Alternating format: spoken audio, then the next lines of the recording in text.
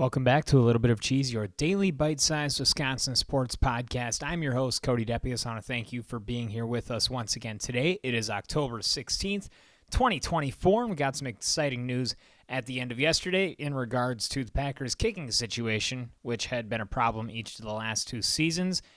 They have found a new, what they hope to be, solution. They signed Brandon McManus as of yesterday, and they moved on from Braden Narveson, who was the rookie kicker that they brought on right before the regular season started, right before week one, when they released Greg Joseph and Anders Carlson.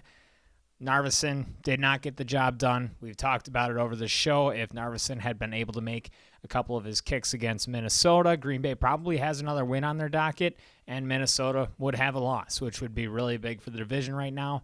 But that's not the case. And I kind of joked about it before, but it's kind of just funny and ironic in the sense that Green Bay had a easier time replacing Aaron Rodgers than they had replacing Mason Crosby. So it's kind of funny, but I got a couple numbers here to show why I think they made the right decision here in signing McManus and moving away from Braden Narveson. So the last two seasons for Green Bay, the kicking, as we said, hadn't been great. Of course, Anders Carlson was the rookie from last year. He was put in a big spot in the NFC divisional game against San Francisco, was not able to come up with a kick in the end of the game where if he makes that kick, maybe you have a different result. There's no promises there, but in those crucial moments when it gets to the playoffs and you have a field goal within 50 yards, you need to make it. You need to be clutch, and that's the one thing. You can look at all the numbers for Mason Crosby and say that he really wasn't that legendary of a kicker.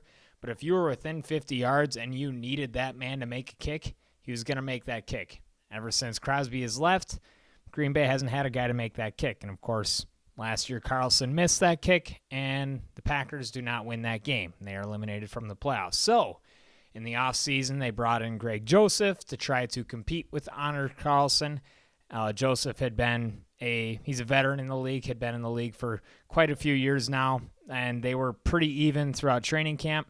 And the Packers front office decided that either one of those two weren't going to be able to cut it. So they brought in a rookie kicker in Braden Narveson from the Tennessee Titans. He made a really big kick in the preseason.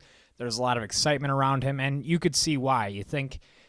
I think from what I've heard of Braden Narveson, he had the right mentality to be an NFL kicker, just did not execute quick enough for a team that needs a kicker right now. This Green Bay team, if they were in a situation like the Tennessee Titans are right now, or the Jacksonville Jaguars, or any other team in the NFL that isn't really competing for a Super Bowl this year, I think you'd stick with Braden Narveson and see how things can work out. I think the kid's got a lot of talent. I think he's got a strong head above his shoulders, but the Packers need guys to go in and make kicks now. So they decided after, this is week 6, that Narveson was not going to be good enough for the Packers to go and try to make a Super Bowl with him as their kicker. And understandably so. Between Carlson and Narveson, the last two seasons, the Packers are 9 for 17 on field goals between 40 and 49 yards. That range, 40 and 49, that should be automatic. Mason Crosby is very good in that range. That is a very common range to kick field goals. If you're within that or you're beyond that, you usually try to go for it if possible. Anything within 40, of course, you should be making every time, but Narveson actually missed multiple of those kicks as well within 40 yards this year. So it just has not looked great at all. 9 for 17 between 40 and 49. And that is the last 2 years between Carlson and Narveson. And those are the kicks that you're going to need in the playoffs. That's what they needed essentially last year, right around that range against the 49ers. And Carlson couldn't make it, and Narveson leads the league in missed kicks this year. He's got 5 already. It's bad. Like I said, I think he's a really good guy, and it kind of stinks for him, but when it comes to this business side of football, you got to execute, and he wasn't able to do that. And now this is where we can start to feel comfortable about this as Packer fans. Brandon McManus was easily the best guy on the market. The only reason that he was not on a team this year, he was actually signed last summer by the Commanders, but was released in June after 2 flight attendants when the Jaguars were in London filed a lawsuit accusing him of sexual assault. They brought it up to the judges. The judges said, okay, so we're at a point here where if we're going to go any further with this, the flight attendants can no longer be anonymous. Then the flight attendants essentially dropped the case and they didn't look any further into it. And the NFL pretty much released a statement and said that there was not enough evidence to say that Brandon McManus violated league policy, which from what I understand from it is that he might have said something or might have tried to kiss one or both of the flight attendants, and that's the basis for the lawsuits, which there's not a lot of facts behind it. Of course, I'll come and I'll say that that's not a good thing to do at all. Like that's bad. You need to condemn that in any way possible. Of course, men should not be using their power over women like that. That's not good at all. But, and I hate using the but here, but you have a lot of players in this league right now that have been accused of a lot worse things that are still playing in the NFL. Deshaun Watson, and I don't think he should be playing in the NFL anymore. He had a lot of worse things that he is actually still fighting through legally, and he is allowed to play for the Cleveland Browns. I'm not going to go into what those things are. If you want to go find out for yourself, feel free, but really creepy, weird stuff, even creepier and weird than trying to kiss a flight attendant. Like really just not good things. Well, that was what McManus was accused of, was possibly trying to kiss flight attendants when they were flying around London, because they had their London game last year. And he was released after the lawsuits were filed, and that's why he had not been on a team for the first 6 weeks of the season. Well, he should have been on a team if it hadn't been for that, and he would have been on a team because he is a solid NFL kicker. Over the course of his career, 72 for 84 between 40 and 49 yards. That is 85%, where Carlson and Narveson between the last two seasons, they were just over 50%. So you're getting a stark difference, over 30% more chance of a field goal being made between 40 and 49 yards with Brandon McManus as your kicker as opposed to Carlson and Narveson. And then within 50 yards total, McManus over the course of his career, 90.8%. That's incredible. That's great. If the Packers can make 90% of their kicks within 50 yards, you can feel comfortable with that. At any point, playoffs, it doesn't matter. If you have McManus as your kicker against Minnesota, you probably win. So if you can make that choice to go and get that kicker, do that. They did that. You feel happy with that. Last year, overall, probably McManus' best year for Jacksonville. He was 60 for 62 within 50 yards, and that includes extra points, which last year Carlson, I believe, missed 13 kicks total, as opposed to a kicker that missed just 2 within 50 yards. So he is Mr. Reliable, is what I will say. Maybe not when it comes to flights and how he treats flight attendants, but beside the point, as a kicker, this is a guy that you want kicking for your team. I'm not going to speak any more on any of the allegations or lawsuits, but they have not found him guilty, so I don't even know how to look at it. That's a decision that Green Bay's probably been juggling with the last 7 weeks. Probably even when they brought in Greg Joseph to compete with Anders Carlson, they probably looked at Brandon McManus and said, is this a guy that we can bring in now? Well, it wasn't until now, and it took for a lot of missed kicks from Braden Narveson for them to make this decision, but they have finally made it. And I can tell you that the product on the football field, especially when it comes to kicking field goals, is going to be a lot better now for the Green Bay Packers. And we can kind of all exhale, and now there are greater problems for this team that you can solve, which I'll say that this was a glaring issue for Green Bay, and it might have been one that would have kept them from a Super Bowl, but now they got rid of it. So this front office, they're doing their job. It was kind of embarrassing that the Packers just straight up couldn't kick field goals. Like it's been a problem ever since Crosby left, and hopefully this can be a solution that is here for quite a few years, because that's something that, and I mean, as Packer fans, we have been spoiled. You had Chris Jackie and then Ryan Longwell and then Mason Crosby. You had your kicker, like a good, reliable kicker, for the greater part of the last 30 years. And this is really the first time that you've had a real big problem. I know Mason Crosby had a couple of bad years, but then they'd stuck with him, and he ended up kicking pretty well and was able to get through the trials and tribulations that he had.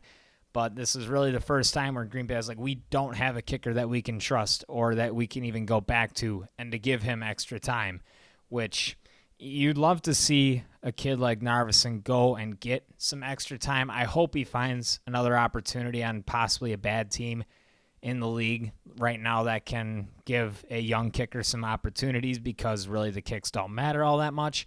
But in Green Bay, the kicks are going to matter this year. This is a special team, and they just solved their biggest, most glaringest issue, and that was kicker. So Brandon McManus, welcome to Green Bay. Good luck here.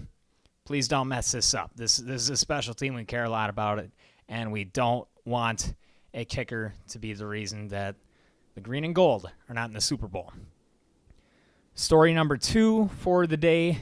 Giannis Antetokounmpo was in an interview, had a pretty interesting quote, and I think it kind of speaks a lot as to what we've seen as Bucks fans the last couple of years, especially when it gets to the playoffs, one of the greater regular season teams. Like they play really good in the regular season, is what the case has been the last couple of years. Of course, last year there was a coaching change mid-season between Adrian Griffin. He wasn't doing enough, and then they switched to Doc Rivers, got to the playoffs, and then another first-round exit. The year before that, first-round exit. So, and these are two teams, especially last year with Damian Lillard. You bring in another superstar. You expect for this team to be playing for an NBA championship, and they haven't even been able to get past the first round. And a big reason as to that was because Giannis Antetokounmpo was not healthy. He was injured, and I believe the stats over the 2 series, which 2 years ago was against the Miami Heat, last year was against the Indiana Pacers,